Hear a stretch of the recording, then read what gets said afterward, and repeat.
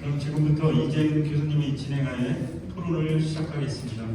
토론자들께서 토론하는 과정이나 과정에 궁금하거나 제안하실 내용이 있으신 분은 자유롭게 손을 들고 질의해 주시기 바랍니다. 오늘 바깥에 이제 비도 내리고 하는데 많은 분들이 참석해 주셔서 많은 분들 감사드리고 있습니다.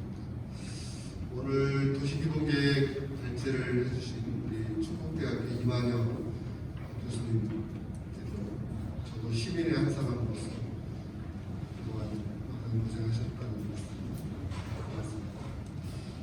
더불어서 그 연구진 분들이 굉장히 많이 이번에 참여를 하셨는데 2019년 7월부터 이 2030 청주시 도시기본계획이 시작이 됐으니까 만 2년이 지났습니다.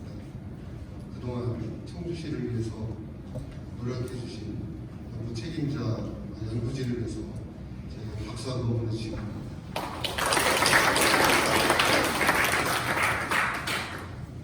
오늘 또 굉장히 훌륭하신 분들을 저희가 토론자로 모시고 도시기본계획상에 관한 어떤 문제점들은 혹시 없는지 혹은 또 보완될 점은 없는지 하는 것에 대해서 저희가 한번 의견을 청취하는 귀중한 시간입니다. 한 분 한 분 저희가 의견을 좀 듣도록 하겠습니다. 먼저 그 순서대로 우리 홍석호 교수님부터 먼저 좀 시작을 할 겁니다. 홍석호 박사님 시간을 일단 5분 정도 말씀해 주시고 나중에 부족하시면 추가로 좀 더 드리겠습니다. 네, 반갑습니다. 충북연구원 홍성호라고 합니다. 2년 동안 연구를 진행했다고 이제 말씀드렸고 2년 사이를 우리가 돌아보면 지금 이제 마스크를 쓰고 있는 코로나의 전국이 정점을 다녔던 2년 동안이에요. 이 시간 동안 장대한 연구 결과물을 제시해 주신 연구진들과 또 청주시 관계자들께 우선 깊이 감사드리는 게 마땅하다 그런 생각이 들었습니다. 저는 공청회 자료서를 보고 우선 처음으로 깜짝 놀랐습니다. 2030 우리 도시기본계획의 기본은 새로운 도시계획이라고 해서 41개 도시를 청주를 꾸미겠다라고 하는 특성을 잘 드러냈었는데 이번 계획의 특성을 보니까 CBD와 CRD라고 하는 기존의 우원 도시 상당히 듣고 있었는데 도시여건 변화에 따라서 CBD와 CRD 거점을 2개로 나눈다는 부분 이게 굉장히 큰 특성이자 청주의 특징을 잘 반영했다는 좀 생각이 들었고 무엇보다 비오천과 신천이라는 두 개의 거대한 청주의 자연경관 이 경관을 지금까지는 저희들이 그렇게 유심히 보지 못했던 것 같아요. 이 공간을 통해서 청주의 공간 구조를 신천생활권과 미오천생활권을 구분했다는 부분들은 이게 2030이 갖고 있는 가장 큰 장점이자 도시계획을 하는 전국의 관계자들이 아마 도시계획을 굉장히 유심히 보게 되고 특징적인 지점들을 잘 짚어내셨다 이런 생각이 들었습니다. 무엇보다 그 사이 2년 우리가 코로나의 시국 속에서 사실은 전국에 있는 이런 유사한 계획들이 시민참여단 활동들을 사실 잘 이끌어내지 못했는데 2년이라는 시간 동안 시민들의 의견을 수렴하는 절차를 잘 지켰다라고 생각하고요. 무엇보다 또 청주 시선이라고 하는 온라인 여론조사도 이 부분들을 활용해서 아까 보면 3,000명 이상의 시민들이 참여해서 도시기본계획 속에서 청주시가 가져가야 될 방향들을 녹여냈다는 절차들을 굉장히 훌륭한 계획의 표상이다. 저는 이 비전에서 역사와 미래가 공존하는 문화도시 청주 이 부분에 대해서 굉장히 좋은 비전이다라는 생각이 들었습니다. 또 12개 정책과제 굉장히 청주시는 가야 될 방향들을 특징적으로 어떻게 좀 세세히 정리해줬다는 측면에서 전체적으로 이게 훌륭한 청주 시민으로서 바라보기에도 이 방향대로만 간다면 청주가 얼마나 좋아질까 라는 생각이 드는 부분들이 많이 있었습니다. 이런 측면에서 몇 가지 측면들을 연구진들께 부탁드리고 싶은 부분들이 눈에 보였습니다. 가능한지 모르겠는데 우선 첫째로는 슬라이드 선은 37쪽이었습니다. 도시 지표 설정이었는데 나머지 부분들은 이 성장의 추세에 맞춰서 모두가 생각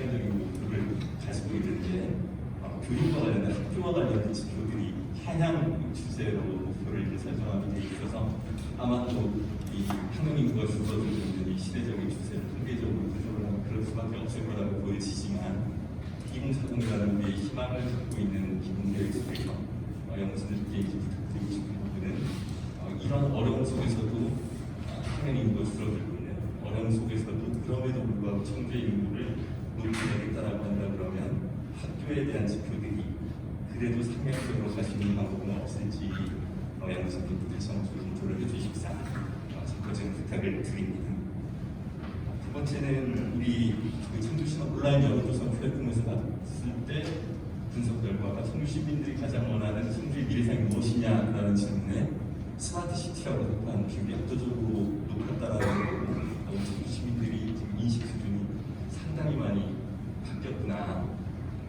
말로만 듣던 스마트 4차 산업혁명 이런 부분들을 침반하시고 계시구나라는 생각이 들었는데 혹시 12대 정책 과제 중에 좀 가능하다면 시민들의 열망이 이러하니 스마트 시티 부분에서 지금 현재는 도시성장 단계별 전략 정도가 제시가 되어 있는데 최근 중앙정부의 정책들을 보면 스마트 시티 특단지 계획 거점이면 스마트 도시 이런 이름으로 신도시 새로운 도시를 개발하는 과정에서 스마트 시티를 기본적으로 바탕을 두고 있는 방향으로 유도를 하고 있는데 우리 청주시에 보면 새로운 도시들이 굉장히 많이 이제 소개날 것 같아요.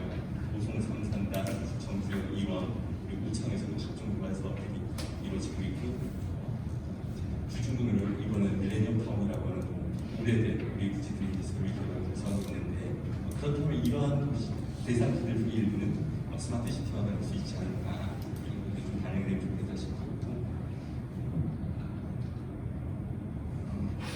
이 청주동 문제 중에 하나는 또 에너지와 산업단지가 워낙 많아집니다. 에너지와 도시, 탄소 종류의 문제가 있는데 충청북도에서 최근에 산업단지 집운영 개발 사업들을 동서발전이라는 데서 이제 목표를 체결을 해서 충청도에 있는 모든 산업단지에 탄소 중립화를 위한 노력을 하고 있습니다. 이런 부분은 반영이 됐을 때 청주의 가장 큰 문제들을 해소하는 데 도움이 될 수 있을 것 같아서 검토해 주셔서 부탁을 드리고 공공의료 문제에서 이제 이 의료 부분이 영업돼 있긴 한데 응급의료 119와 병원 간의 응급 시스템이 지금 부재한 부분들을 119가 현장에 출동했을 때 병원에 그냥 전화를 걸어서 병상이 있느냐라고 묻고 전화가 안 되면 일단 갔다가 다른 병원으로 가는 그런 사례들이 많이 생기는데 이 부분을 해소하기 위해서 병원과 119 사이에 지능형의 정보전달 체계를 구축하는 사업을 올해 청주시에서 추진을 합니다. 스마트 시티 사업이라는 것의 일환이고 전국 최초의 사례이니 응급의료 측면에서는 대단히 큰 변화의 예견됩니다. 이런 부분을 반영을 해주는 것도 공감할 만하다라는 생각이 들었습니다. 한편으로는 청주시청의 재청구인데 시청이 이제 새로 출범하는 시기라서 이런 부분들은 도시계획상에서는 중요하게 다뤄질 아젠다 같은데 이런 부분들도 있으면 어떻겠나는 좀 생각이 들었고 끝으로 이제 경무 책임자이신 이만현 교수님께 청주시민의 한 사람으로 좀 부탁드리고 싶은 부분은 교육과 관련된 부분들이 여러 가지 설명이 잘 되어 있습니다. 근데 이제 우리 교육계에서 가장 중요하게 생각하는 게 자유학기제뿐만 아니라 몇 년 후에는 고교학점제라고 해서 고등학생들이 고등학교 안에서만 수업을 받는 게 아니고 지역에 있는 유관 교육기관들의 고등에서 교육을 받을 수 있는 환경들이 만들어진 때문에 문화단체나 그리고 체육단체에서 수업을 듣고 학점을 받는 형태의 것이 이제 교육개혁이 큰 폭으로 변화가 예견되는데 그래서 이제 교육청에서 주고 있는 가장 중요한 교육 아젠다가 지역 학교와 연계한 지역 교육 생태계 구축 사업 이것은 가장 중요하게 지금 바라보고 있는 관점인데 마치 우리 영어 책임자신 이만희 교수님이 충청북도 교육감님과 초등학교 때부터 짝꿍 관계였다고 알고 있어요. 교육청에서도 시청의 여러 이런 도시기본계획과 관련해서 굉장히 바라고 있을 테고 청주 입장에서도 충북 교육을 위한 청주 교육을 위한 이 지역 교육 생태계 구축 사업의 모델을 만들어낼 필요가 있을 것 같은데 혹시 연락이 되신다면 충청북도 교육청과 청주 도시기본계획의 어떤 연계성들을 통해서 그야말로 청주 도시기본계획은 정말 틀리다 라고 하는 새로운 모델을 만들어 주시는데 노력을 해주시면 정말 고맙겠다라는 말씀을 드리고 말씀 마치겠습니다. 고맙습니다. 예, 고맙습니다. 홍성호 박사님께서 지금 여러 가지 보완점에 대해서 좀 말씀을 해주셨습니다. 기존의 도시본 계획이 잘 구성이 됐지만 또 새로운 부분들을 말씀을 해주셨는데 대표적으로 학교 관련 투표가 좀 인구는 상향될 것이다 라고 추계를 했다면 거기에 따라서 학교 지표도 좀 높여줬으면 좋겠다는 의견이시고, 두 번째는 이제 탄소 중립이라든지 스마트 시티 개념이 정책 과제나 이런 데 좀 더 들어가는 게 좋겠다 이런 의견을 주셨고요. 또 공공의료 부문에서 응급의료 바쁘지 않을까, 병원과 119 사이에 지능형 시스템이라든지 스마트 시티 개념이 좀 들어가서 연결을 해주면 좋겠다. 또 청주시 신청사, 통합신청사가 이제 새로 건립이 되고 있기 때문에 그 부분에 대한 부분도 함께 언급을 좀 해주시고 어떨까 하는 부분이고, 이완영 교수님께서 굉장히 잘 알고 계시는 것 같아요. 교육감님하고 초등학교 짝꿍이었다고. 그래서 지역교육, 생태계도 축사 정말 중요한 부분인 것 같습니다. 특히 저희 대학들도 지금 어떻게 하면 그걸 맞출 수 있을까 이렇게 같이 고민을 해주고 있는데, 고교 학점제 이제 인근 지역에 있는 지역 인근에 있는 대학이라든지 문화단체, 예술단체, 체육단체에 고등학생들에서 배우고 학점으로 또 인정받고 하는 그런 지역교육 생태계 구축 사업도 계획을 좀 해주십사 하는 의견이었습니다. 다시 한번 우리 홍성호 박사님께 큰 박수 보내주시기 자, 다음은 우리 청주시 지속가능 발전 협의회 운영위원장님이시고 청주대학교 경제학과 교수님이신 김영배 교수님의 토론을 쓰시겠습니다. 안녕하십니까. 이만희 교수님, 연구진 분들께 정말 수고 많으셨다는 말씀을 드리고 싶습니다. 시대가 워낙 빨리 변하고 있기 때문에 그것을 나름대로 코로나19 상황 속에서 많은 것을 반영하시고, 그리고 그 변화, 또 시대의 요구를 반영하고 많은 고민을 했다는 것이 전반적으로 내용상에서 봐서 느껴집니다.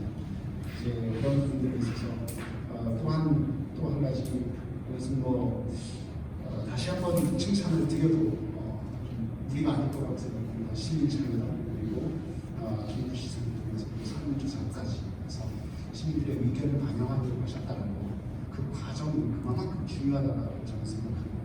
그래서 그 부분에 있어서 우리 청주시가 시민 중심의 도시로 가려고 하는 노력을 하고 있다는 그 부분이 눈에 띄고요. 이제 그러면서도 많은 것을 반영하려고 하셨지만 그 부분이 아마도 탄소 중립의 부분일 거라고 생각합니다. 지금 많은 노력을 하셨음에도 불구하고 실질적으로 지금 현재 개념 자체도 어떤 방법으로 무엇을 해야 할지 정부조차도 그리고 많은 전문가들께서도 지금 연구하고 있는 그런 과정에 있으시기 때문에 모든 것을 다 담을 수는 없을 거라고 구체적으로 정치적인 기본 계획에서, 그렇지만 우리가 기본 계획이기 때문에 워딩 하나가 들어가 있느냐 아니냐에 따라서 엄청난 차이를 가질 거라고 생각합니다. 왜냐하면 이것을 보고 후에 누군가, 그리고 관리 계획이 되는 것이 세부적인 계획이 세우시고, 그래서 어쩌면 탄소 중립 사회에서 우리가 한국판 뉴딜에서 디지털 뉴딜, 스마트 뉴딜 플러스 그린 뉴딜이라는 것을 우리가 담아낼 수밖에 없고, 또 탄소 중립 선언까지 하는 것을 지금 이행 계획까지 수립하고 있고, 이제 분명한 것은 10년, 20년, 30년 뒤 단계적으로 우리가 아마도 앞당겨서 해야 될 것들이 많을 겁니다. 우리가 지금 생각하는 것보다 훨씬 더 10년 내에 아니면 5년 내에 달성해야 될 것이 많아지기 때문에 지금 현재 2040년까지 계획은 너무나 중요하다고 생각합니다. 그렇다면 이제 우리 청주가 단순히 스마트 도시가 아닌 스마트 그린 도시로 가야 된다는 거죠. 그래서 저는 모든 워딩 그리고 정책 과제 안에, 그리고 12개 과제 안에 스마트자가 있는 것은 다 스마트 그린으로 변경을 하시는 것을 고민하셔야 된다는 것이고, 또한 우리의 비전, 역사와 미래가 공존하는 문화도시 청주였는데 그동안 또 녹색도시라는 건 잘 알고 계실 겁니다. 지금까지 사용해왔고 지금까지 우리가 그래도 지향해왔던 녹색도시를 버릴 필요는 없다. 지금 이 시기에 분명히 지켜봐야 된다고 봅니다. 그렇다면 녹색 문화도시로 담든 어딘가 그림이든 녹색이든 감안해야 그래도 명실상부하게 가장 선구적으로 대한민국에서 나름대로 녹색도시, 녹색수도를 그래도 명실상부하게 선포했던 도시입니다. 그것을 앞으로 우리가 지속적으로 관리해내고 또 실현해 나갈 것이다라는 그런 의지들이 비전에서 담아낸다라면 참 좋겠다라는 말씀을 드리고요.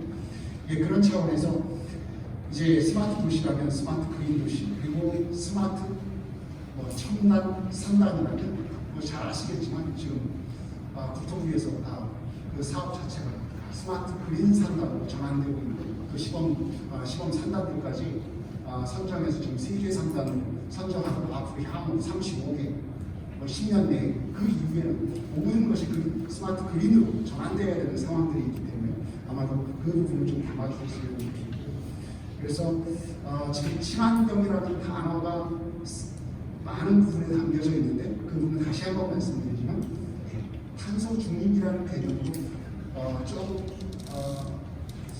워딩을 변경을 할 수 있는 부분에서는 담아내시면 더 명확해지지 않을까라는 생각이 들고요. 또한 조금 전에 말씀하신 신청사 부분도 청주 신청사가 청주시 도심에서 어떤 역할을 할 것인지 그리고 미래에 있어서 그런 부분도 다시 도시재생 전체적인 계획 속에서 향후에 담아낼 수 있게끔 또 그것을 잊지 않고 챙길 수 있게끔 도시 기본 계획에서 좀 챙겨주셨으면 하고요. 이제 그런 차원에서 정책과제 전체적으로 12개가 있는데 이 모든 걸 제가 다 말씀드리기는 뭐하지만 어렵게 행정 업무 타운 조성에 있어서 행정 업무 타운은 단순히 행정 업무 타운이 그림으로 가야 됩니다. 어떻게 담아낼 것인가, 일상생활의 기초 인프라를 어떻게 그림화할 것인가, 단순히 친환경이 탄소 중립으로 오창 과학 도시 조성이라고 되어 있는데 이것이 어떻게 스마트 그린을 담아낼 수 있을 것인지 이제 그런 부분을 포커스를 담아 주셨으면 좋겠고, 전반적으로 이 미래 친환경 교통수단 도입에 있어서도 분명한 것은 스마트 당연히 고민하고 계시겠지만 탄소 중립이라는 개념을 담아낼 수 있게 해주셨으면 좋겠습니다. 그리고 10번째 청주형 스마트 도시 기술이라고 되어 있는데 분명하게 스마트 그린 도시를 갔으면 좋겠다라는 바람을 제가 하나 이렇게 말씀드린다고 다 아실 수는 없다는 걸 알고요. 그리고 마지막으로 한 가지 부탁드리고 싶은 건 우리 동네 5분 근린 생활 공원 조성 너무나 좋습니다. 잘 아시겠지만 무항산에서 또 산성에서 이렇게 내려다보고 또 높은 아파트에서든지 또 우리가 항공사진을 찍어보면 청주시 도시 좀 공원이 그리고 그린 녹색이 부족하면 도심골이 정말 부족합니다. 그렇다면 지금 어떻게 도심골에서 이 공원을 조성할 것인가, 부지 매입을 다 해야 되냐, 어떻게 해야 되냐, 무엇인가. 그리고 앞으로 좀 지금 당장 돈이 많이 드는지 모르지만 어쩌면 지금 주차장 조성, 특히 공공 주차장 조성을 하는 데 있어서 모르겠습니다. 우리 홍덕구청 너무나 아름다운 구청사, 신청사 건립을 하셨는데 축하드리고요.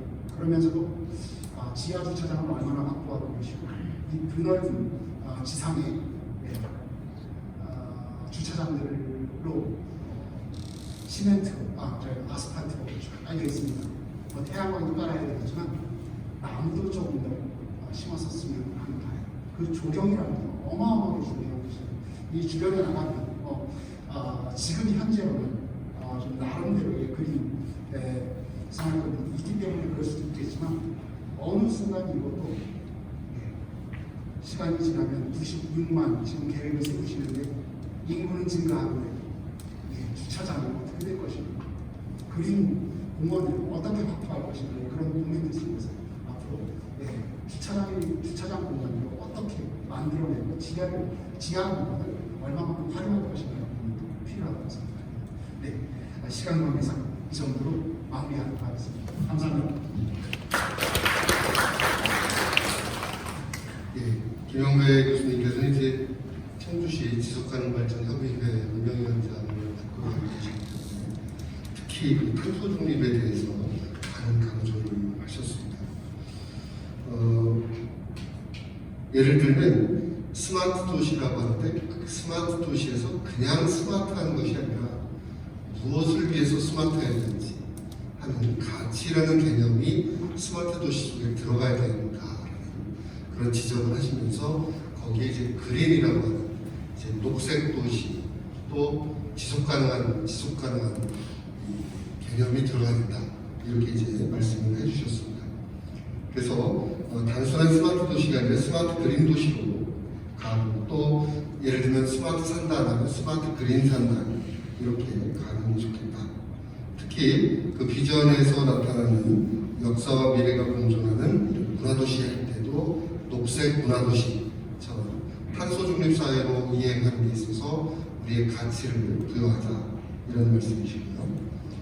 특히 그 미래 친환경 교통이라든지 행정 업무 타원 이런 모든 부분에서 그린화할 수 있는 방안들은 그린의 개념을 넣고 탄소 중립의 개념을 담아내야 된다 이런 말씀입니다. 특히 그 우리 동네 5분 근린공원 조성을 할 때도 이 도심권의 도시공원 조성을 어떻게 할 것이냐 하는 부분들이 이 도시기본계획에 조금 더 반영이 되면 좋겠다 이런 말씀이시고 또 주차장만 해도 아스팔트로 이렇게 주차장을 조성하게 되면 그만큼 또 탄소 배출이 이루어지기 때문에 그걸 저감할 수 있도록 나무를 함께 식재를 해서 조경에 관심을 기울여본다. 물론 이런 부분들에 대해서 이제 연구 책임자 교수님과 연구진 여러분께서도 다 수용할 수 없다는 걸 알고 계시니까 참조를 하시면서 보완자로 하실 때 이용하시면 되겠습니다. 좋은 의견을 주신 우리 김영배 교수님께 큰 박수 한번 보내주십니다. 다음은 우리 충북 여성재단의 대표이사님이십니다. 박혜경 교수님께서 토론을 해주십니다. 네, 불러주셔서 감사합니다.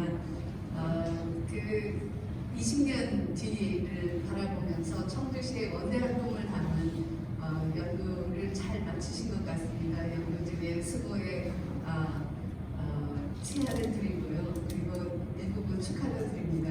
그러나 이제 주민 공청회와 이런 것이 굉장히 중요한 과정이 남아있기 때문에 제가 거기에 이제 참여해서 조금이라도 보탬이 되는 의견을 드릴 수 있을까 고민이 되는데요. 보면서 전체적으로 도로 및 산업계획, 산업단지 조성이라든지 이런 계획은 우리가 그릴 수가 있는데 문제는 아마 이 부분에서 어떻게 이렇게 만들어 놓으면 사람들이 와서 살까? 이 부분을 어떻게 더 조성해야 될까? 이 부분에 대해서 고민이 많으셨을 줄로 알고요. 그런 점에서 이제 여성 친화라든지 돌봄이라든지 이런 이슈들도 계속 여기 관심을 가지고 포함하신 걸로 보입니다. 그래서 그 부분에서 중요한 점들을 잘 포함하고 있는 계획으로 보입니다. 제가 이제 연구 보고서는 아직 보안상 토론자에게 배포가 안 되는 것 같고요. 그래서 지금 오늘 기획서 조금 발표보다는 좀 깁니다. 그렇지만 제가 오늘 드리는 말씀이 혹시 연구 보고서에는 포함됐을 수도 있겠다 이런 생각이 듭니다. 몇 가지 강조를 해서 좀 위로 띄우시거나 혹시 이게 빠졌다면 포함하시는 게 좋지 않을까 이런 말씀드립니다. 인구 수준가가 이제 사실 청주뿐만 아니라 충북 자체가 경기도와 충북이 전국에서 유일하게 인구가 증가하고 있는 그런 지역이죠. 그래서 뭐 경기도라고 그렇다 하지만 충북이 증가하는 걸 보면서 주문의 힘을 느낀다. 앞으로 기대가 굉장히 큽니다. 근데 인구수가 증가하는데 여기서 사실은 내용적인 게 굉장히 중요한 것이 성별 그리고 연령별 특히 2030 세대 그 인구수는 어떻게 동태가 어떤지에 대해서 파악하는 것이 필요합니다. 왜냐하면 여성이 만약에 우리가 산업단지를 많이 조성해 놨는데 여기에 정주 여건이 좋아지지 않는 남성 인구수만 증가하고 그러면 앞에서 말씀하신 것처럼 학교를 더 세울 수 있다든지 물론 우리 뭐 돌봄 시설을 더 만든다든지 이런 것들이 근거 없는 계획이 되고 그리고 그런 전망을 하기가 어렵거든요. 그래서 그리고 또 어느 지역이나 전국의 어느 지역이나 2030 세대에서 여성 충격도 대단히 큽니다. 그리고 여성들은 한번 나가면 돌아오지 않습니다. 그래서 이렇게 되면 여기 시설이 아무리 좋아져도 안정적인 정주 인구가 늘지는 않는다는 것인데요. 그것이 이제 전반적으로 가족 구조의 방향과 이 지역의 지속성 이런 것에 부정적인 영향을 미치게 되기 때문에 이 부분에 대해서 어떻게 대책을 세울 것이냐가 여성 친화 도시 그리고 성평등 이것을 강조해야 되는 굉장히 중요한 이유가 되는데 뒤에서 여성 친화 도시나 이런 것들을 잘 다루셨는데 그 내용은 그 자체로 중요하지만 앞에 이런 지표들하고 조금 더 유기적으로 연계시키기 위해서는 앞에 이런 부분도 조금 더 담아주셨으면 좋겠다 이런 생각이 들고요. 그 다음에 이제 뒤에 인구 전망을 하실 때 앞에 진단에서는 1인 가구가 증가하고 있다. 그런데 뒤에 전망에서는 가구 규모는 2.4로 조금 늘어나는 것처럼 이렇게 전망하셨거든요. 저는 사실 이러려면 어떻게 결혼하고 가족을 유지하고 가족 단위로 여기 와서 살지 이것에 대한 고민이 대책이 굉장히 필요할 텐데 이 부분에 대해서 사실은 저는 그렇게 전망이 밝지는 않다. 어느 지역이나. 그렇게 생각이 듭니다. 그래서 이제 인구 유지를 위해서 청주시가 특별하게 힘을 써야 되는데요. 역시 여기에서도 여성의 정주 여건을 높여야 되는데요. 여성 일자리 중요합니다. 그리고 육아 등 일생활 양립 여건이 중요하고 여성 안전 그리고 지역의 성평등 문화 지역이 너무 가부장적이고 구루해서 나는 이 지역에 살기 싫다. 그런 여성들이 많기 때문에 그런 부분들을 볼 필요가 여기에서 생기는 것이고요.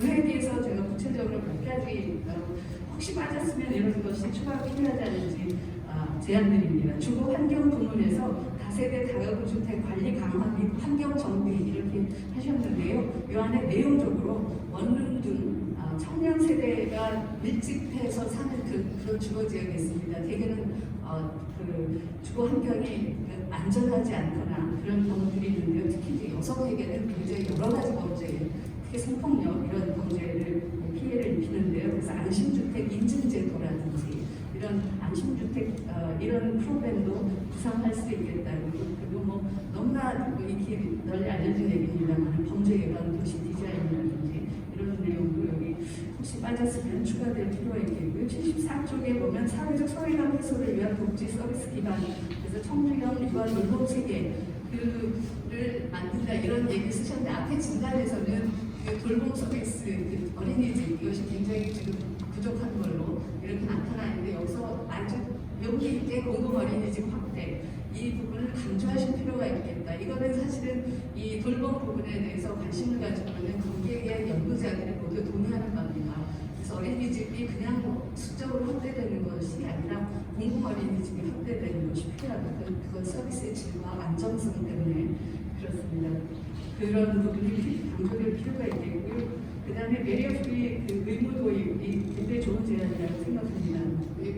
기존에 있을지 모르겠습니다. 저상버스들이 조금 있는데요. 그것이 정면적으로 도입돼서 상당히 그러니까 적어도 도심 지역에는 농촌 지역 같이 좀 거리가 먼 곳은 뭐 효도 택시라든지 이런 서비스가 있다 하더라도 이 지역에서는 저상버스가 정면 도입되고 우리 이제 3만 불 넘었기 때문에 가능합니다. 충북도 굉장히 점점 더 잘 사라지고 청주도 말할 것도 없죠. 저는 이거 보면 청주가 너무 잘 사라지면 충북에 어떤 영향을 미칠까 사실은 걱정을 했어요. 근데 이런 것이 가능하기 때문에 그러면 이제 유아차라든지 그러니까 노인뿐 아니라 장애인 이분들의 사회 참여가 다 가능해지고 확대될 수 있기 때문에 이것이 굉장히 선진국다운 통로다라고 생각이 들고요.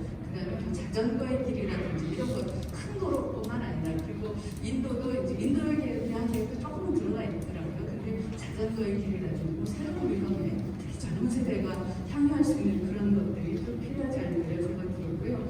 그 다음에 76쪽에 지역사회 중심의 돌봄, 가족 지원 서비스 강화 이렇게 되어 있는데요. 사실은 이 문구 자체가 무슨 말인지 잘 제가 이해하기 어렵습니다. 그래서 이거는 다양한 마을 돌봄 혹은 그리고 다양한 가족 지원 서비스 체계를 강화한다 이런 표현으로 바뀌어야 될 것 같습니다. 다양한 가족 지원이라는 말은 사실은 우리가 지금 가족에서 굉장히 중요하게 봐야 되는 지표들을 한국어하고 증가하고 그리고 저는 가족 여성학 중에서도 제 여성학 전공이에요. 지금 가족 전공인데 그 중에서 지금 연구자들이 가장 중요하게 보고 있는 게 미혼, 결혼과 분리된 부모 되기 그런 가구가 증가하고 있다는 거예요. 심지어 10대 부모가 되는 현상들이 일어나고 일어나고 있는 겁니다. 이것에 대해서 그러면 사회적으로 억눌러서 일어나지 않게 해야 되냐? 그런 방법이 있다면 그것도 방법인지 모르겠습니다만 가시적인 토론이 더 필요하겠지만요. 그렇지만 문제는 이것이 더 나쁜 상황으로 이어지지 않도록 그 사회적 장치를 만들어줘야 되기 때문에 다양한 가족 지원이 필요하다고 강조가 되고 있는데요. 이런 내용으로 들어가는 게 필요하겠다 그렇고요. 여성 친화적 편의 시설 및 프로그램 확대 그리고 데이트 가정폭력 이걸 예방하기 위해서 캠퍼스 서비스 이렇게 성평등 캠퍼스를 만든다니까 이거하고 성평등 캠퍼스가 좀 연결이 좀 안 되는 것 같습니다. 성평등 캠퍼스 조성한다는 건 좋고 데이트 폭력이나 가정 폭력을 예방하는 것도 좋은데 그거를 연결되기보다 좀 다른 거로 크게 돼야 될 것 같은데요. 그래서 젠더 폭력 예방 및 대응 체계 강화라든지 이런 식으로 거기에서 세부적인 사업들이 있을 수 있겠습니다. 그리고 그렇게 보면 좋겠고요. 그리고 디지털 성범죄 예방 및 예방에 관한 얘기도 있는데 그것도 예방 및 대응 체계 구축 이렇게 하는 게 좋을 것 같습니다. 그리고 여성 커뮤니티 센터 같은 것들이 많이 제한되는 건데 이렇게 들어가 있는데 사실은 여성 커뮤니티 센터 그러면은 이거 여자들만 이렇게 커뮤니티 센터를 만들어가지고 이렇게 해야 되냐 이런 의견도 사실 있을 수 있는데요.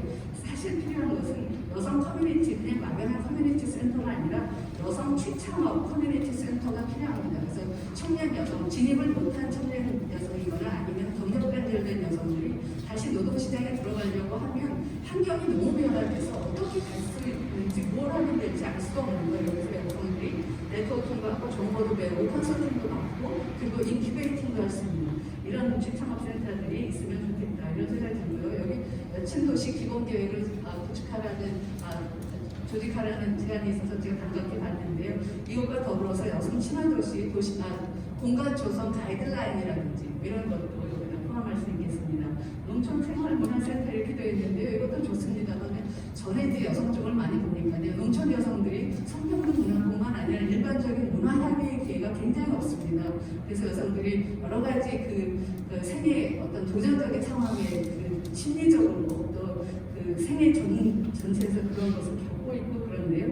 이런 부분에 대해서도 좀 짚어주시는 게 필요하겠다. 그리고 그다음에 농촌 공동 아이 돌봄센터 이것에 대해서 토론이 많이 있었을 것으로 봅니다. 근데 시설화에 대해서 역시 이러면 서비스 전달이 되겠는지 농촌에서 이것에 대해서는 역시 고민이 있습니다. 그래서 마을 공동 돌봄센터 그래가지고 그 노인정하고 그러니까 노인 시설하고 아이 돌봄 시설을 같이 묶는 것도 제한되기도 하고 그런데요. 그것도 젊은 여성들이 반대하기도 합니다. 이제 친부모 계신데 아이를 또 맡겨야 되는 그렇게 되면 거기에서 그 관계에서 벗어나기 어렵다 이런 얘기도 하고 그러는데 주민들한테 이것이 좀 토론돼서 개발될 수 있도록 약간 그런 여지를 열어둬서 마을 공동 돌봄센터 같은 것이 제한될 수는 있겠다 이런 생각이 들고요. 그 다음에 스마트 도시 구축에 있는데 거기에 하나 사소한 거를 이제 그 폭력 대응 혹은 여성 안전 앱 같은 게 개발될 수 있거든요. 그런 것이 이제 들어가면 어떨까 이런 생각이 들었고요. 근데 공원에 주변에 오분 공원 이 얘기 있는데 저는 주변에 오분 공원 좋은데 여기에 반려동물과 함께 할 수 있는 공원. 그러니까 지금은 공원에 데려가면 꼭 끈으로 묶어야 되는데 그렇지 않고 풀어서 외국에 굉장히 많습니다. 그런 공원도 있다면 여러 그 반려동물과 같이 함께하는 주민들에게 사랑받겠다 이런 생각이 들고요. 전체적으로는 우리가 이 앞으로 이제 정책적으로 누가 중요한 주민이 되느냐 생각하고 새로운 주민이 떠오르게 지금 여성이지 않습니까? 그런데 다시 생각해보면 요즘 청년이 떠오르고 있습니다. 그런데 복지 부분에서 굉장히 중요한 것은 청소년이라고 생각합니다. 그래서 이 세 가지가 이 도시 기본계획에서 이 세 가지 차원의 주민들에게 어떤 삶을 열어줄지를 이것이 지표관리될 수 있는 체계를 좀 갖추면 어떨까? 혹은 여기서 제안을 하시는지요? 그래서 그런 게 포함돼서 다라는 말씀드립니다. 감사합니다.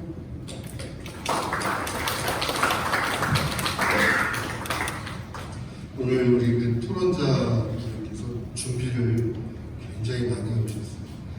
거기서 잘 안 보이시는데 제가 여기서 이렇게 보면 다 적어가셔서 아마 우리 2045 청주시 도시기본계획이 더욱더 알차고 유익하게 구성이 될 거라고 생각합니다.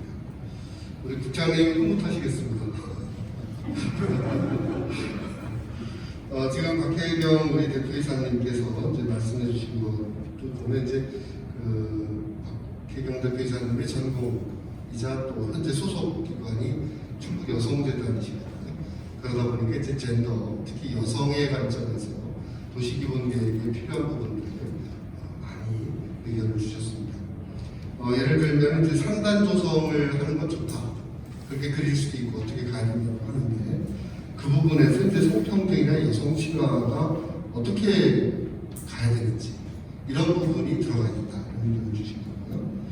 또 인구가 증가한다. 이 전국에서 경기도 충북만 증가하는데 이 단순하게 인구가 증가한다라고 보지 말고 그 인구 속에 성별로 또 연령대별로 어떻게 증가할 건지 그 동태를 파악했다.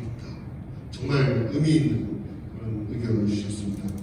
그래서 단순히 인구가 증가한다. 대부분 많은 분들이 그렇게 좋지 이렇게 했는데 여성의 인구가 늘어나지 않으면 그건 정주 인구가 아니다. 빠져나갈 수 없다. 이렇게 또 판단을 할 수 있다는 겁니다. 그래서 정주 여건이 나쁘게 되면 그 남성 인구만 증가할 수 있다. 그러다 보면 여성 인구가 유출이 되고 여성 인구가 유출이 되면 이제 그 도시, 이 청주는 황폐화될 수 있다는 그런 의견이십니다. 그리고 이러한 그 지표들이 뒤에 나와 있는 정책 과제들하고 연계가 돼서 봐주면 좋겠다는 말씀이고요. 그 다음에 이제 이 약간 의문을 제기하시는 부분도 있습니다. 앞에 부분에서는 1인 가구가 증가한다 했는데 뒤에 가서 가구 수의 증가를 보니까 아주 소폭 증가로 이렇게 표기가 되어 있는데 실제로 1인 가구가 증가하면 가구 수 전체가 확 증가할 수 있거든요. 이런 부분들도 한번 검토를 해주십사 하는 의견이 있습니다. 그래서 일자리 문제, 여성의 일자리 문제, 여성의 안전 문제, 또 육아 서비스 문제, 성평등 문화 같이 여성의 정주 여건을 개선하고 향상시키는 방안이 도시기본계획 방안입니다. 또 주거 환경 부문에서도 이 청년층의 주거 지역, 원룸 등이 있는 곳인데 여기에 여성에 대한 어떤 성폭력 부분이 있기 때문에 안심주택 인증제도 등을 구상하고 특히 그 세피헤드를 말씀하셨어요.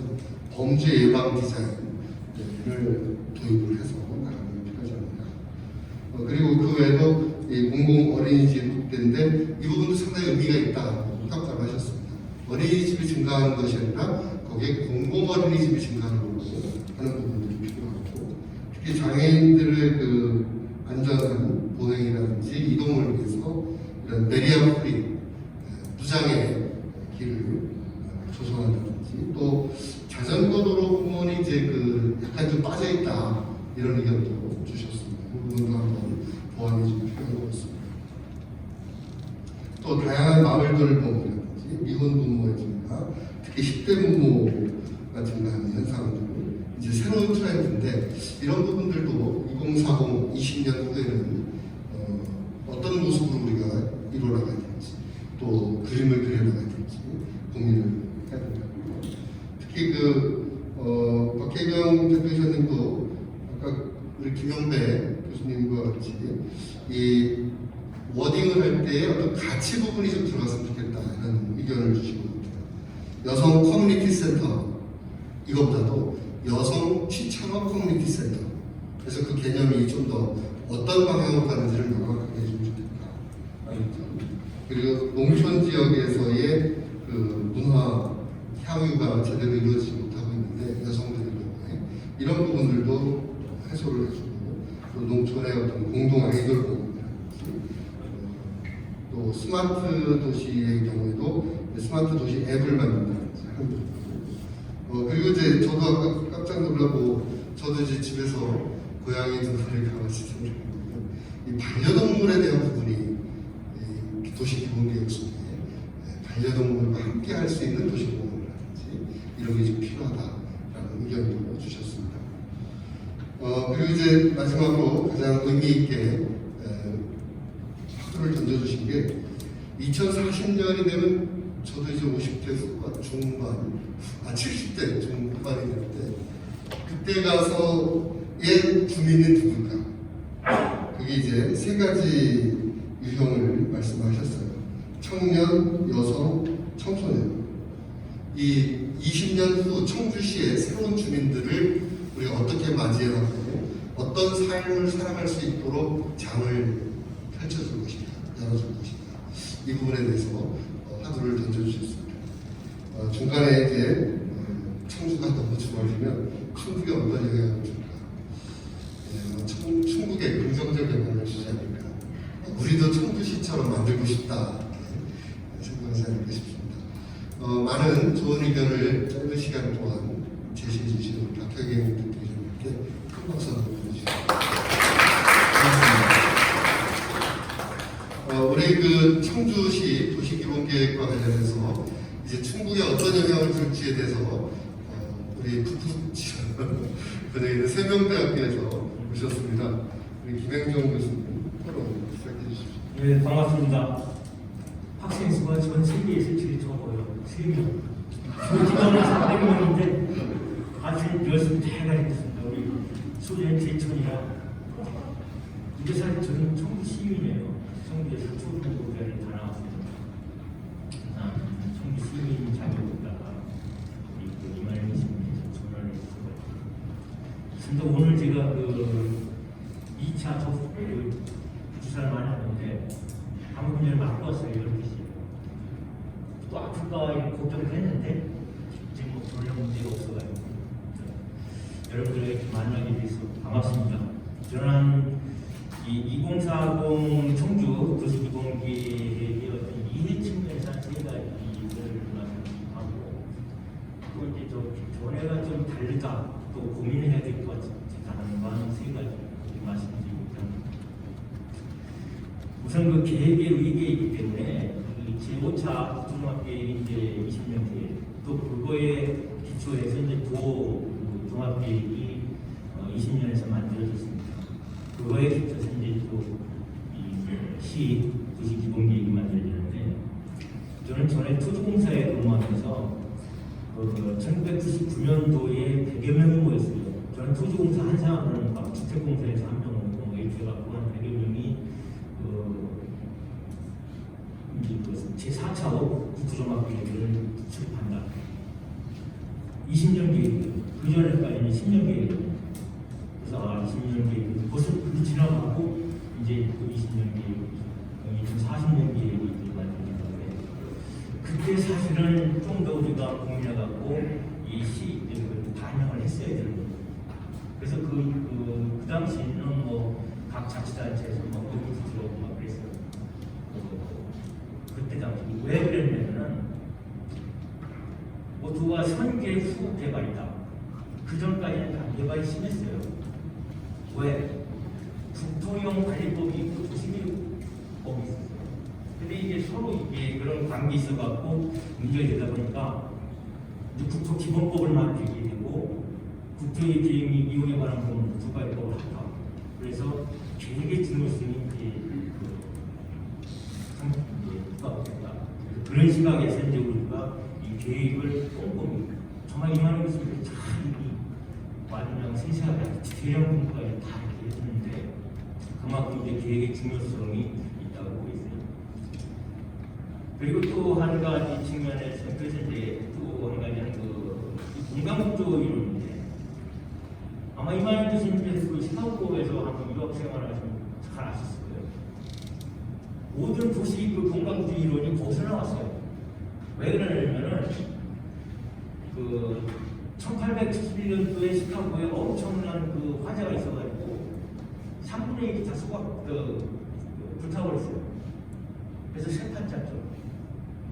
그래서 거기는 이제 물론 그 공간 구조가 거기는 그 시카고 강이 보여가지고 몇 번을 쓰겠지만 바람이 많이 부니까 그 당시에는 뭐 다 불탈 수밖에 없는 그런 상황이 돼가지고 그 도시 이론 우리가 생각하는 기본적인 이제 어제서의 그 동심원 이론이라고 해서 CBT를 중심으로 하고 확산돼 나가요.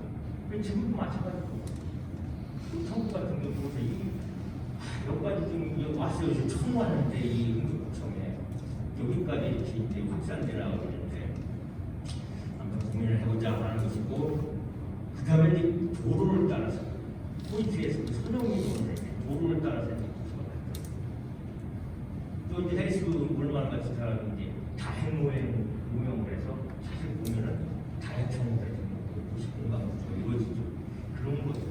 감안해서 이제 우리가 그 도시 어떤 그 기본 계획을 좀 수립해야 되냐는 생각을 그런 측면에서 저와 이제 저는 좀 관련이 뭐냐면은 그 CBD와 이제 CRD 이렇게 하는데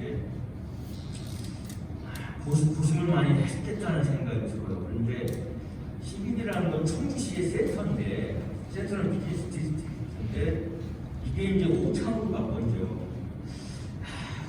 그래서 그건 좀 저는 견해를 좀 달리하고 싶은 중에서 오창 같은 경우는 오미국에 수출했어요. 오창 비즈니스 디스트릭트.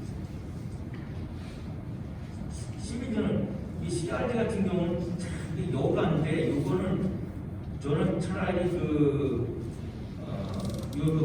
가격이라는 건쭉 말씀드렸어요. 그런 쪽으로 하나 어쨌든 이 공간 구조에 좀 고민을 더 해봐야 되지 않겠는가는 그런 말씀드리겠습니다. 지금까지 다 해와서 다시 하기는 좀 어렵지만은 어쨌든 이 중심 업무 지구 왜 그러냐면 지금 청주시청이 2025년 세판 새로 쓴되고 도에도 이제 중앙초등학교 나가면은 아마 의회 들어오고 도청도 아마 새로운 그쪽 연결하고 아마 해야 되는데 무슨 컴팩트 시티라고 해서 압축된 도시 그게 필요한데 제가 지난주에 그래서 청주시의 시청에서부터 그 청주학까지 그 꼬리장까지 걸어고 봤어요. 왜냐하면 제가 부시가 1967년도에 주성 초등학교를 다녔어요. 그러니까 수동에서. 그래서 걸어가다 보면은 옛날에는 여기 있었어요. 지금 해놓은 고지역이 그쪽 주변에. 그랬던 게 생각이 나가지고 가다 보니까 인대에 나온 게 인대 방문 나온 게 25개인가 됩니다. 시청에서부터 청주학교까지 궁금합니다. 또 지하상가 같으니 반이 들었어요. 근데 이랬을 때 이제 향후 20년에 후에 물론 이제 도에서 하고 있는 지금 계획상 투정 같은 경우는 좋죠. 필이 있어야 되고 만약에 지금 철길이 그쪽으로 안 나온다 아닌가면은 수령 같은 경우는 연결시켜갖고 오창까지 더 말할 게 없고 어쨌든 우리가 고민을 좀 해야 될 게 지금 청주시 지금 현재 본인 도심 지역에 궁금한 현상을 어떻게 해야 되는가 그런 것들이 고민을 하고 해야 될 것이다 하는 말씀을 드리겠습니다. 두 번째는 50전 수변연계 관련돼 지금 계획상이 다 잘 돼 있어요. 근데 조금 더 그쪽에 해서 10초를 백화다니는 것을 봐.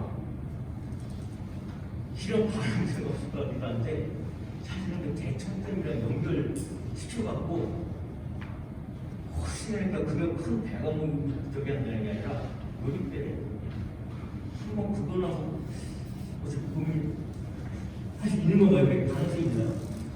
그래서 그 대청댐을 만들 당시도 그런 얘기가 한번 있었던 그 지역이라서 그래요.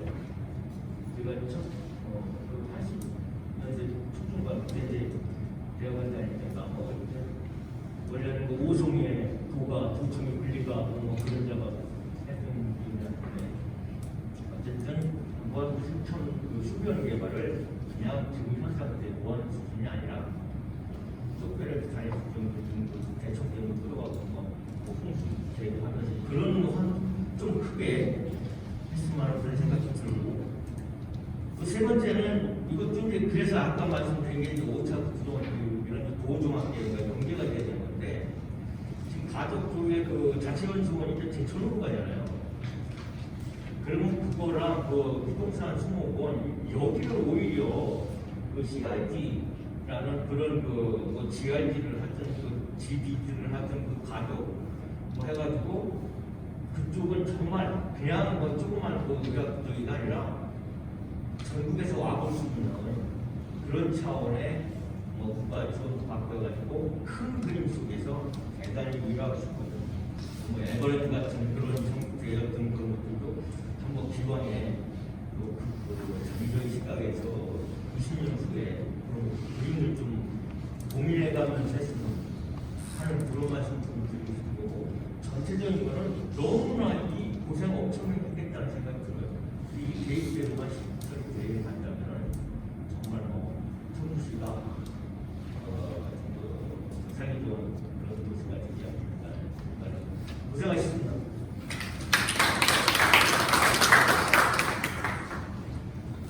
예,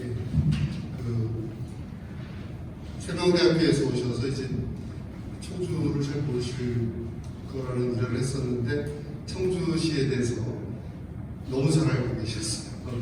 실은 이제 앞서서 토론자였던 우리 김영배 교수님, 또 홍성호 박사님, 특히 홍성호 박사님도 이제 그런 말씀을 해주셨는데, 이 청주시 신청사 부분이 이제 좀 빠져 있는 것 같다, 이렇게 말씀이 나왔고, 그 후에도 청주시의 이 신청사에 대한 부분들, 원도심 지역.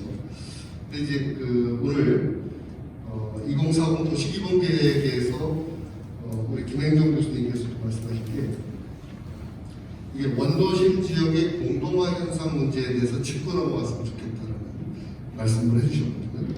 이게 이제 CBD가 Central Business District의 개념인데, 이게 오창으로 가는 부분을 아까 저도 슬라이드에서 보면서 저게 CBD가 오창으로 가게 되면은 이 원래 있던 시청사 중심 지역은 어떻게 되나 하는 생각을 좀 가졌습니다.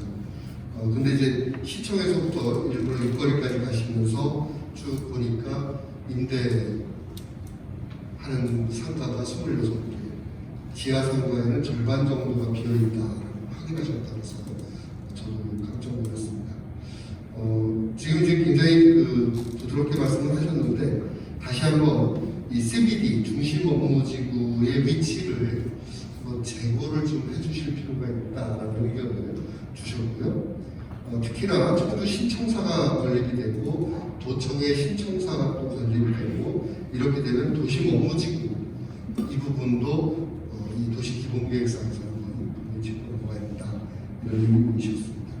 다만 이제 오창이라든지 우리 주변 지역들의 경우도 중요성이 있기 때문에 OBD 개념, 예를 들면 오창 비즈니스 디스트릭트에서 거기는 거기대로 또 키우고 원도심은 원도심대로 유지하고 발전시키겠다, 이렇게 말씀해 주시고요. 두 번째로 이제 무심천 수변 개발, 수변 지역 개발 문제입니다. 저도 어릴 때 그냥 겨울이면 얼음 때 못 타고 뒤집어지고 놀고 맨날 그랬었던 곳인데, 이제 이 부분을 그냥 현 상태를 그냥 보완하는 수준의 2040 계획보다는 적어도 놀이배라도 정말 획기적으로 고민해보자라는 그런 얘기입니다. 세계적인 도시들을 가보면 이 강이나 천, 사실 뭐 같은 계획이거든요. 천은 다 개발을 하고 거기에 시민들이 그걸 인정하고 즐길 수 있는 그런 부분이 좀 필요한 게 아닌가. 그래서 대청댐하고 연결하는 것까지 좀 의견을 주셨습니다. 세 번째 이제 CRT 개념을 가지고서 자치연수원 지역을 말씀하셨습니다. 미동산 수목원하고 그런 위락시설을 조성하는데, 저도 아까 깜짝 놀랐습니다.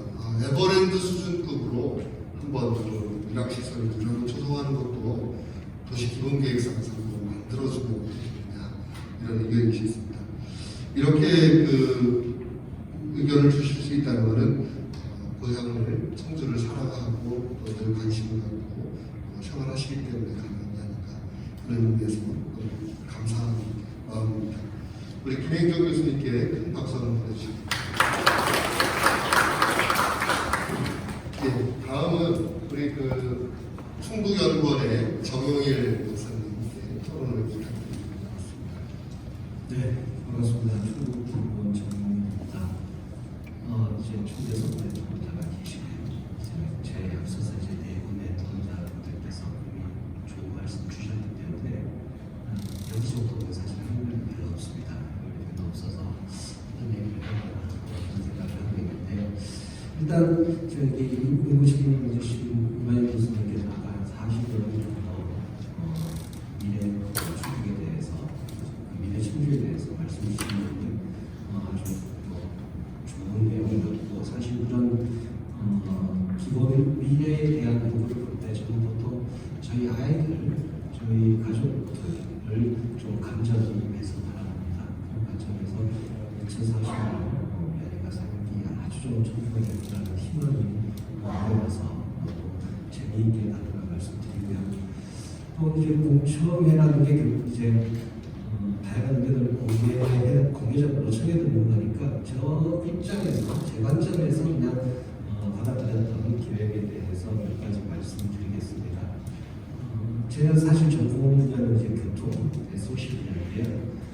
청주가 가지고 있는 가장 큰 문제가 뭐냐면 사실 냉정하지만 현재 너무나도 승용차 우선 도시라는 부분이 있는데 데이터가 증명을 하고 있습니다.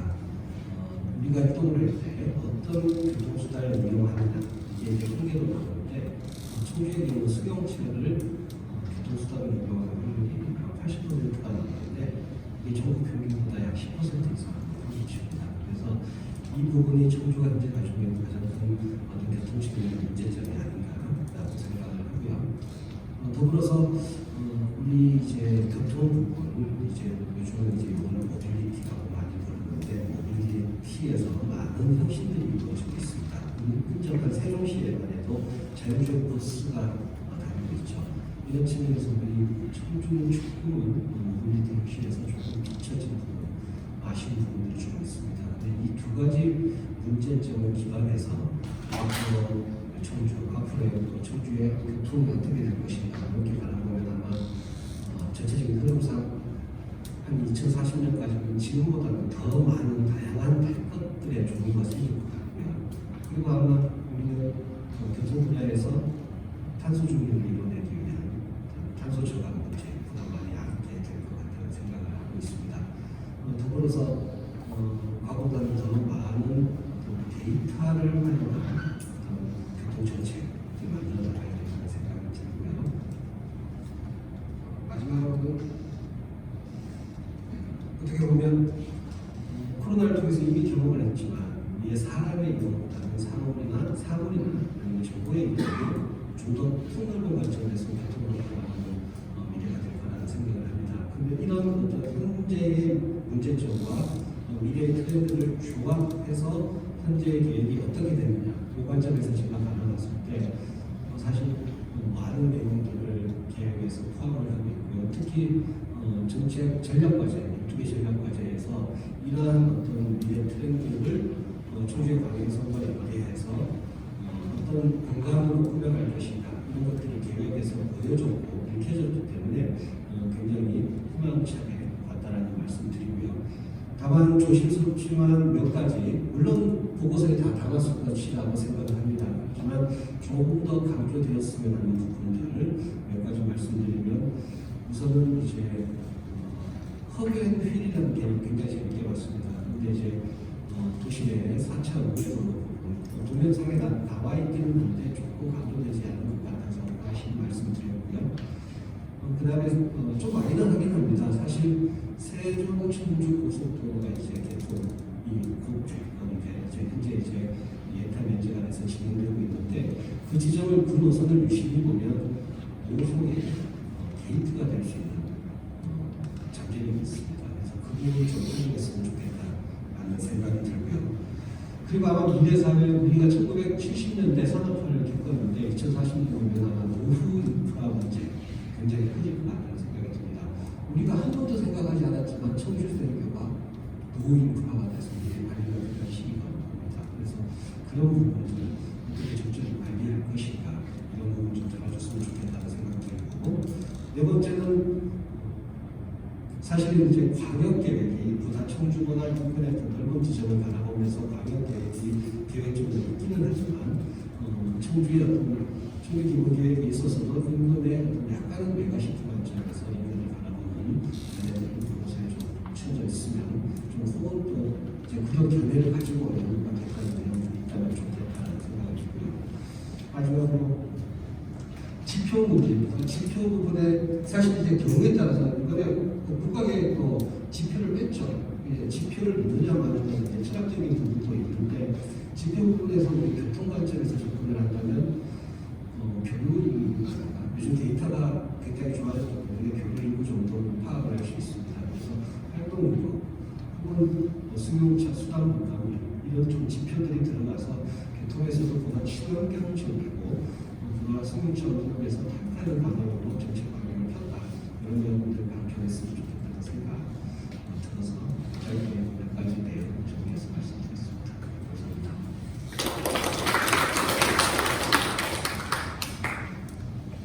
오늘 그 토론자로 나오신 분들은 이만영 책임자 교수님께서 다 부탁을 해주셨을 텐데 정말 각 분야의 전문가분들이 다 나오셔서 2040 도시기본계획을 같이 하게 된 것 같습니다. 승용차 중심도시라는 저도 이제 그런 말을 많이 들었습니다. 청주가 대중교통보다는 운전하기 굉장히 좋은 도시다. 그리고 이제 그거를 제가 특히 또 어느 분들한테 많이 들었냐면 택시 기사님들한테 많이 들었어요. 운전을 할 때 세종을 갔다 오면 세종은 운전하기 너무 힘들다는 거예요. 물론 이제 자전거 친화 도시를 한다고 해서 도로 폭을 좁히고 이렇게 했는데 우리 청주는 순환도로들이 쫙쫙 퍼져 있고 도심도로들하고 연결이 되고 그래서 운전하기가 좋다. 그러다 보니까 이제 전국 평균보다도 승용차 이용률이 10% 이상 높은 통계적인 수치까지도 말씀을 해주셨습니다. 그러다 보니까 어쩌면 자연스럽게 모빌리티 혁신이 뒤처질 수도 있고 한데 이런 부분에서 이제 다양한 탈 것들이 2040년에 이제 들어오게 되면 이것과 탄소 저감, 결국 탄소 중립하고 연결을 좀 시켰으면 좋겠다는 의견을 주셨습니다. 그래서 데이터를 활용하는 데이터에 기반한 교통 정책을 마련하고 또 사람보다도 사물이라든지 정보가 이동할 수 있는 부분도 한번 고민을 해주셨으면 하는 의견입니다. 미래의 트렌드를 반영했을 때 과연 청주시가 2040년에 어떤 공간으로 꾸며져 나갈까 하는 부분도 생각해봐야 된다 하는 의견을 주셨습니다. 두 번째로 이제 저도 미리 오늘 발표되는 자료를 가지고 보내주셔서 저도 좀 봤는데 과거에 허브 앤 스포크 개념에서 이제 허브 앤 휠 개념으로 전환이 돼야 된다는 게 이제 보고서에 나와 있습니다. 근데 이 부분에서 이제 우리 정일 박사님께서는 세종 청주 고속도로가 이제 개통이 되면 모송이 하나의 중요한 게이트가 될 수 있고 이 부분을 어떻게 활용할 것인지도 이 도시기본계획에서 좀 반영을 해주시면 좋겠다는 말씀입니다. 세 번째는 제 전공하고도 관련인데 제가 전공 위기관리입니다. 재난관리 위기관리인데 위기관리의 중요한 파트 중에 하나가 30년 이상 된 인프라의 유지관리 문제, 메인테넌스. 근데 이 부분이 좀 빠져있다는 말씀입니다. 굉장히 강조되지 않았다. 그래서 이 부분을 적절한 유지관리를 강조해달라. 이게 정말 필요한 부분입니다. 왜냐하면 지금부터 20년 후면은 기존에 가지고 있었던 그 인프라들이 상당히 노후화될 수 있고 여기에 대해서 이제 부실 이런 문제들이 또 재난 문제가 나올 수 있다. 하시면서 이제 말씀하신 게 이제 청주대교라든지 이 다리들도 그때 가서 문제가 될 수 있다는 지적입니다. 또 네 번째도 굉장히 중요한 부분을 저희가 깜빡한 것 같아요. 이게 이제 최근 들어서 나온 개념이다 보니까 그럴 수도 있는데 이 메가시티 관점에서 2040 도시기본계획을 받았다. 이제 청주시 도시기본계획이 청주시만의 것이 아니라 아까 이제 슬라이드에서 이만영 우리 책임 교수님께서 이제 다 보여주시긴 했습니다. 또 연결되어 있고 세종 대전 다 연결되어 있는데 이제 이거를 메가시티 관점에서 한번 제공해 주시면 어떻겠는가 하는 그런 의견을 주셨습니다. 오늘 나오신 토론자분들께서 공통적으로 말씀하시는 이겁니다. 현재 도시기본계획의 보고서는 아주 훌륭하다는 전제하에서 이러한 내용들이 조금씩만 더 보완되면 더 좋겠다는 얘기입니다. 마지막으로 우리 청주 문화산업진흥재단의 김미라 센터장님 토론을 부탁드리겠습니다. 우리 정효일 박사님께도 박수 한번.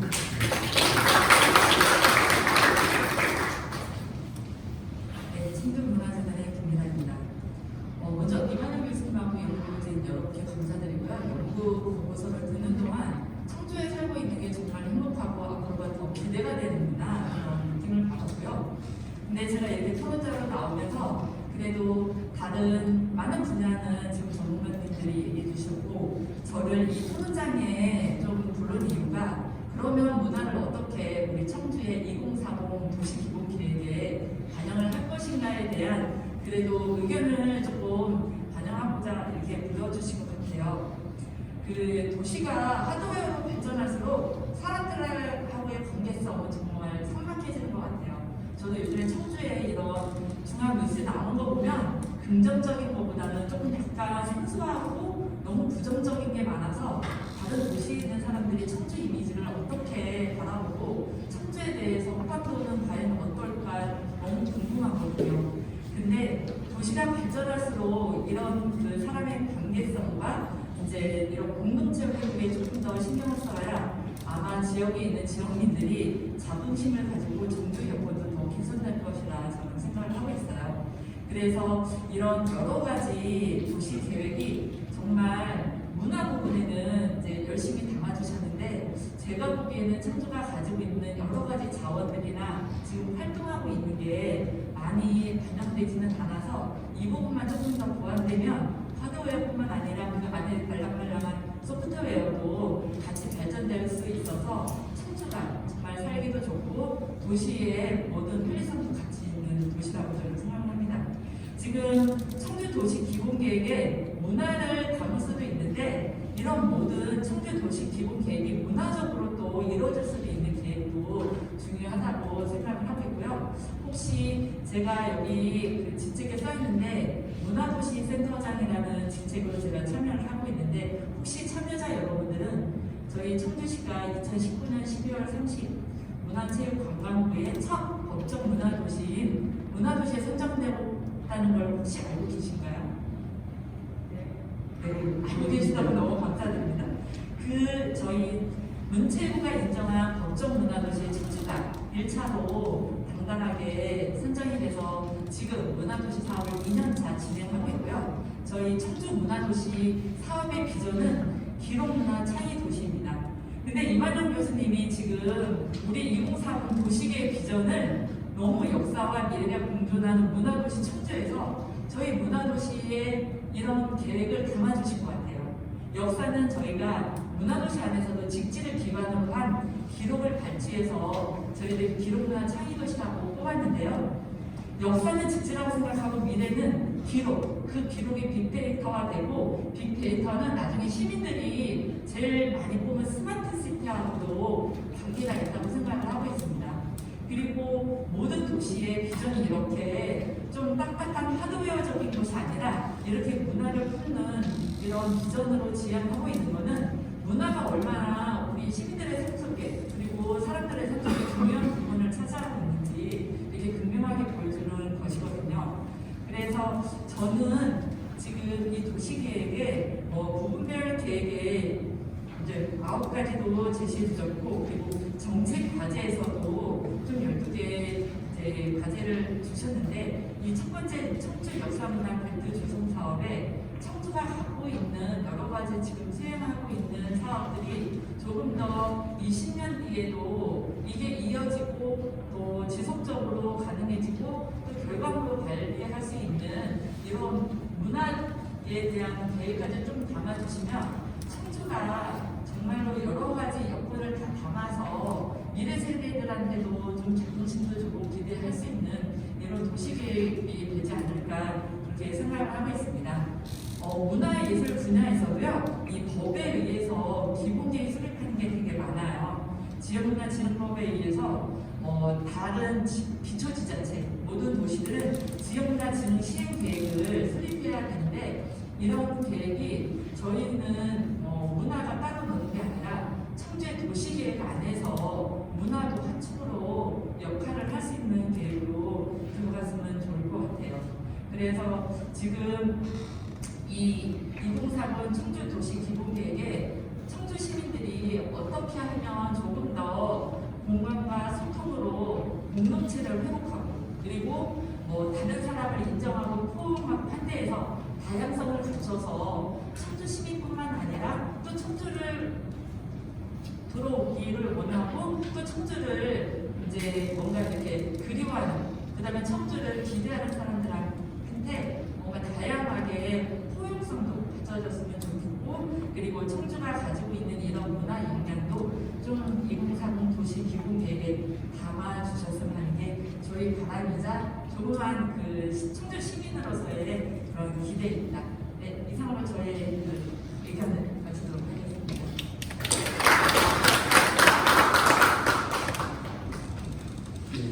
조미라 센터장님께서는 이제 그 청주 문화진흥재단에 계시면서 문화도시 센터장을 맡고 계셔서 이제 문화라고 하는 관점에서 토론을 해주셨습니다. 도시를 구성하는 하드웨어가 발전할수록 도시를 구성하는 사람 간의 관계는 삭막해진다. 그렇기 때문에 그걸 이어지는 소프트웨어를 발전시키기 필요하다는 의견이십니다. 특히 이 공동체 회복에 관심을 가져야 되고 특히 문화 부문에서 이 자원이라든지 활동 이런 부분들이 좀 더 보완돼야 되겠다 이렇게 말씀해 주셨어요. 특히 그 청주시가 이제 문화도시 법적으로 그 제1차 문화관광부에서 선정된 문화도시이기 때문에 이 부분을 우리가 이 도시 기본 계획에 담아줘야 된다. 지극히 당연하게 말씀하신 거죠. 정말 필요하다고 보고 있고요. 저도 지금 깜짝 놀란 게 역사와 미래라는 관점에서 역사가 직지라면 미래는 빅데이터다. 그리고 그게 스마트 도시로 연결이 될 때 청주의 정체성이 만들어진다. 이런 의미로 말씀을 하신 것 같습니다. 저는 빅데이터 분석이 이렇게 또 연결될 줄은 몰랐는데 정말로 과거 우리 선조들께서 창안하셨던 이 직지 이게 미래에는 빅데이터로 연결되고 그게 스마트 도시로 가는 거라고 생각하죠. 그리고 이제 또 청주의 역사문화 사업들이 이 기본계획상에서 2040년까지 20년 동안 계속 이어져 나갈 수 있는 방안들이 계획으로 담겨져 있다. 정말로 중요하신 말씀을 해주셨습니다. 더불어서 청주 시민들이 이제 공감과 소통, 다양성, 포용성, 문화 역량을 이 도시 기본계획 속에 담아주셨으면 하는 그런 바람이 담아서 토론을 해주셨습니다. 고맙습니다. 우리 김미라 센터장님께도 큰 박수 한번 드리겠습니다. 지금 예정된 시간이 거의 다 됐습니다. 그래도 혹시 우리 플로어에서 시민들 여러분께 갖고 계신 아이디어라든지 또 지혜를 알려주시면 보고서를 모아놓은